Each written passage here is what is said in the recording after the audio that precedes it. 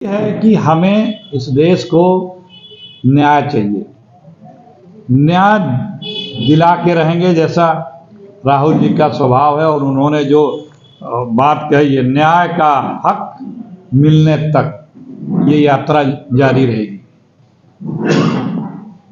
आप सब लोग बखूबी जानते हैं, देखते भी हैं कि बेरोजगारी कितनी चरम पे है। कल ही जो रिपोर्ट आई है उसमें बेरोजगारी और भयावह रूप ले चुकी है। महंगाई बढ़ती जा रही है। कहाँ क्या क्या वादे थे कि हम महंगाई को कितना कम करेंगे, बेरोजगारी समाप्त करेंगे, 2 करोड़ नौकरियां देंगे, गंगा मैया को साफ करेंगे, 15 लाख ले आएंगे, काला धन 80 लाख करोड़ रुपए लाएंगे, 100 स्मार्ट सिटी बनाएंगे, पेट्रोल डीजल दाम कम करेंगे, दाऊद को लाएंगे, काशी को क्योटो बनाएंगे, पता नहीं क्या क्या बातें कर डाली थी। 2000 फिर एक अमृत काल आया, उस पर बताया गया कि 2022 तक सबकी आय दोगुनी होगी, किसानों को आय दोगुनी होगी, हर किसी को पक्का घर होगा। मतलब बातें करने में तो इतनी आगे हैं, और उन्हीं की बातों का यदि प्रश्न कर दिया जाए कि ये आपने कहा था, बड़ा अच्छा लगा, हमें भी देश के लोग अगर कहें कि हमें लगा कि आप कुछ करेंगे, आपको जिताया, तो भाई ये चीज़ आपने हमसे कहा था, वादा किया था देश से, उसे पूरा करने का, वो कब पूरा होगा। इतनी सी मांग कर देने पे, इतनी सी बात उठा देने पे उस व्यक्ति के ऊपर जुर्म ढा देती है ये सरकार बीजेपी की। यही न्याय चाहिए कि जो आप कहते हैं, जो कह के गए हैं, और जो हमारा संविधान है उसे बचाने का, जो हमारा लोकतंत्र है उसे बचाने का, और जो हमारा देश है उसे बचाने का। और हमारे संविधान को भी आज न्याय की जरूरत है, उसे भी तोड़ा मरोड़ा जा रहा है। हमारे लोकतंत्र को भी न्याय की जरूरत है। लोकतांत्रिक संस्थाओं को अपने गिरफ्त में लेकर के उसके अपने हिसाब से प्रयोग किया जा रहा है, उनकी मर्यादा को समाप्त किया जा रहा है। हमारे देश को भी न्याय की जरूरत है, क्योंकि यहाँ देशवासियों से ही देश है। सारे देशवासियों पे एक रूपता से ये सरकार नहीं देखती। तो ये न्याय यात्रा इसीलिए निकालनी पड़ी, भारत जोड़ो न्याय यात्रा। दूसरे के भाईचारे को समाप्त किया जा रहा है, भाई को भाई से लड़ाया जा रहा है। जो सामाजिक समरसता का ताना बाना होता है, हिंदुस्तान में हमेशा से रहा है, जो हमारी ताकत रही है, उसे छिन्न भिन्न किया जा रहा है, तोड़ा जा रहा है। वहाँ न्याय की बात करो, जरा से भी आवाज उठाओ तो उधर से या तो प्रताड़ना होगी, और उनके पॉलिटिकल पार्टीज के लोग कहेंगे तो आप राष्ट्र विरोधी हैं, आप देश विरोधी हैं, आप फला राष्ट्र के समर्थक हैं। किसान धरने पे बैठे तो भी उनको कह देंगे कि खालिस्तानी है, पाकिस्तानी है, चीनी है, फला है। छात्र बैठे तो भी उनको इसी तरह से। तो ये जो अधिकार, जो संवैधानिक प्रदत्त है भारत के नागरिकों का, हर व्यक्ति का, वो नहीं मिल रहा है। और उसको पाने, प्राप्त करने के लिए यदि कोई आवाज़ उठा रहा है तो उसकी आवाज़ को दमनकारियों के तरह से दबाया जाता है।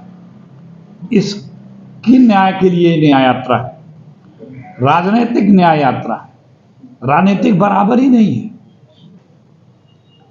अब राजनीतिक अवसर जो सबको एक समरूप से मिलना चाहिए, वो नहीं मिल रहा है। यहीं जम्मू एंड कश्मीर में विधानसभा के चुनाव को सुप्रीम कोर्ट हस्तक्षेप करना पड़ रहा है। स्थानीय निकायों के चुनाव, पंचायत के चुनाव, लोकतंत्र यहाँ पे समाप्त है लगभग कई वर्षों से।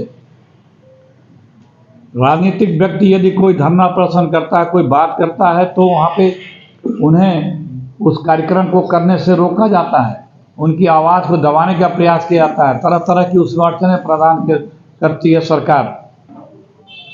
तो राजनीतिक व्यक्ति यदि सदन में कोई बात करता है तो देखिए कितनी बड़ी तादाद में, हिंदुस्तान के इतिहास में नहीं हुआ हो कि 146 सांसदों को सदन से बर्खास्त कर दिया गया।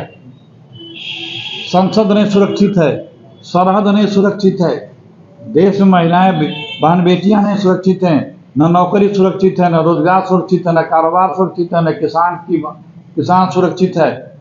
रोजाना प्रति घंटे हर घंटे एक किसान आत्मदाह कर रहा है। संसद की सुरक्षा के लिए संसद में लोग प्रवेश कर जाते हैं, कूद जाते हैं संसद के अंदर, और उसकी बात कही जाए कि आप इस पे सरकार बयान दें। इससे बड़ा गंभीर विषय सुरक्षा का और क्या हो सकता है। सिर्फ ये मांग करने के लिए ही लोगों को सस्पेंड कर दिया जाता है, और जो व्यक्ति जिसके पास से वो लोग आते हैं उसको सम्मानित किया जाता है।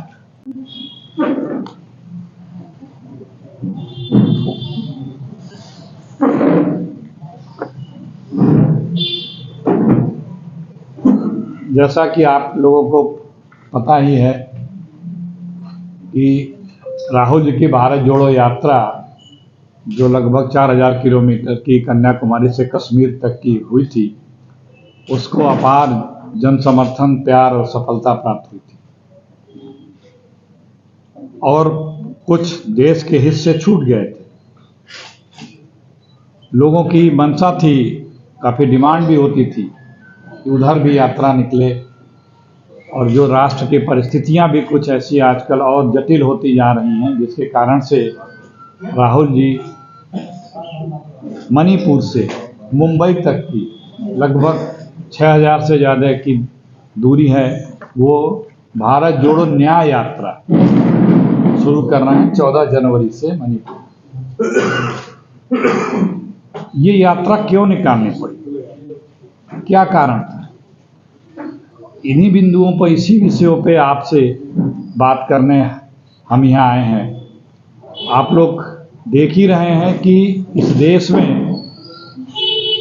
अन्याय, अहंकार और अत्याचार का बोलबाला केंद्र की और बीजेपी की हुकूमत की सरकारें जहाँ जहाँ हैं वहाँ पराकाष्ठा पे पहुँच चुकी है। यदि आप उनसे मतभिन्न होते हैं, उनकी बातों से सहमत नहीं होते हैं, असहमत हैं, या विपरीत विचारधारा रखते हैं उनके किसी मुद्दों को, तो चाहे वो जिस फील्ड का व्यक्ति हो, देश का जिस भी क्षेत्र का वो कार्य करने वाला व्यक्ति हो, चाहे वो नौजवान हो, किसान हो, मजदूर हो, महिलाएं हो, पत्रकार हो, साहित्यकार हो, कवि हो, राजनीतिक दल हो, कोई वर्ग ऐसा छूता नहीं है कि जो बीजेपी की किसी भी प्रकार की नीतियों से यदि वो असहमत है तो उस पर अत्याचार होता है, उसको झूठे मुकदमों में फंसाया जाता है, उसे प्रताड़ित किया जाता है। उसके यहाँ जो संवैधानिक संस्थानों के द्वारा जांच एजेंसियां हैं, उनसे अनर्गल आरोप लगा करके दबाने का प्रयास किया जाता है। ये सारा जग जाहिर हो चुका है कि जांच एजेंसियों ने पूरे लगभग 10 वर्षों में जितने भी लोगों के यहाँ कोई इंक्वायरी, छापे या FIR किए हैं, चाहे ED हो, चाहे CBI हो, चाहे इनकम टैक्स हो, वो 95% से ज़्यादा सिर्फ विपक्ष के ही लोग हैं, या जो सरकार से असहमत थे, वो चाहे पत्रकार हों। तो ये जो आवाज उठाने का लोकतंत्र में संवैधानिक अधिकार है, हमारे साथ यदि किसी वर्ग के साथ न्याय नहीं हो रहा, अपने न्याय का हक मांगने का जो अधिकार है, अपने रोजी का, रोजगार का, अपने आर्थिक समानता का, इन सब चीज़ों को प्राप्त करने का जो एक मौलिक अधिकार है, उस मौलिक अधिकार की मांग करने वाले के ऊपर जो प्रताड़ना हो रही है, जो अत्याचार हो रहा है, जो फर्जी कानूनों में उनको दबाया जा रहा है, इन्हीं चीज़ों के खिलाफ न्याय यात्रा है। न्याय चाहिए इस देश के लोगों को। इस देश के लोगों को आज ये डर करने लग गया है कि हम अगर जिनमिन बात भी उठाएं या कहें तो सरकार का कब हमारे ऊपर प्रताड़ना आ जाए। आज आर्थिक न्याय की आवश्यकता है। देश की संपदा, देश का जो हमारा कारोबार है, उसमें बहुत विषमताएं आ गई। चाहे रोजी रोजगार हो, चाहे व्यापार हो, चाहे कारोबार हो, चाहे उद्योग जगत हो।